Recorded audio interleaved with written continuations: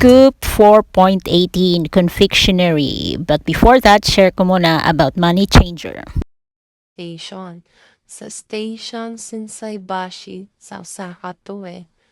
Siya nga pala guys, pag papasok niyo yung pera niyo, dapat is plain na plain siya kasi kapag gusot yung pera niyo is iluluwa talaga siya ng machine. So alam niyo naman dito sa Japan na ang pera talaga dito walang gusot-gusot, plain talaga. So ayan, napakalit na machine lang to guys, hindi siya ganun kalaki talaga. As in maliit lang, isang tayo. So, ni-try namin yung 50 pesos. Ayaw tanggapin. Ni-try ulit namin siya. So, ayaw ulit tanggapin. So, ibig sabihin, hindi talaga siya pwede. So, 100 pataas. So, 100, 500, 1,000 pesos ang pwedeng ipasok sa machine na ito. Oh, ayan guys. Good news yan para sa mga nagta-travel dito sa Japan. Napakadali na pong magpapalit ng pera. Kung may mga peso man tayong baon dito sa Japan. Napakadali na lang po. 2,000 pesos nga pala yung ipinalit namin sa yan. So, meron kami 400, mali. 4,400 yen. So, ayan, meron na kaming pamasahe. So, ayan, very convenient ng money exchange.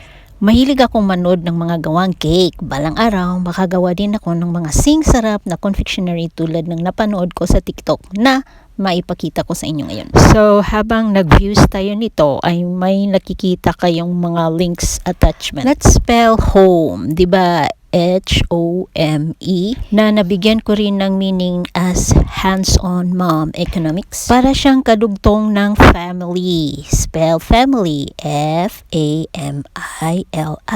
Na meron para siyang kahulugan na father and mother, I love you. Nakonjure ako sa I kasi walang kahulugang matas ang I. Talagang I lang siyang nakatayo dyan. So interesting, di ba? Kaya isulat nyo na ang mga sinasabi ko ngayon para ma-enlighten kayo. Diyan kasi ay merong bruises, as in bruises, short ng brothers and sisters. Pero hindi yon siya ang spelling ng B-R-U-I-S-E-S. Wrong spelling yon. Wrong spelling, wrong. Reiwa 7 ng mga kadud at tapos na ang Reiwa 6. 2025 na ang taon ngayon. At ilang araw na lang ay mag-Chinese New Year na. Ngayong January 29, 2024 until February 2, 2025. Yan ay official na Year of the Snake for the year 2025. By that time, tapos na ang Year of the Dragon, the year when I was born.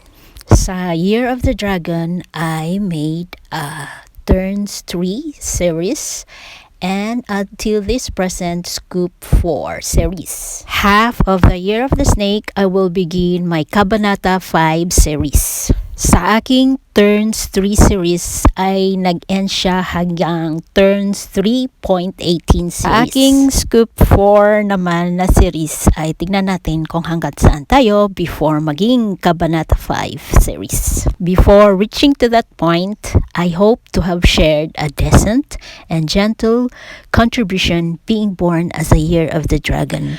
Turning ourselves to the coming Chinese New Year, Animal Year of the Snake is an interesting theme. So tignan natin kung may kasunod pa ang aking Scoop 4.18. Dahil baka sakaling masundan ito by February. So baka February premiere na tayo. Mag-slow down siguro tayo this month dahil inaasam-asam ko ang Chinese New Year. Dahil January 19, 2025 ay sinulog. Looking forward ako sa mga vlogs ng ka-FB, ka-TikTok, ka-YouTube. Lord! Ting tang, walla walla bang bang. Ooh ee, ooh ting tang, walla walla bang bang.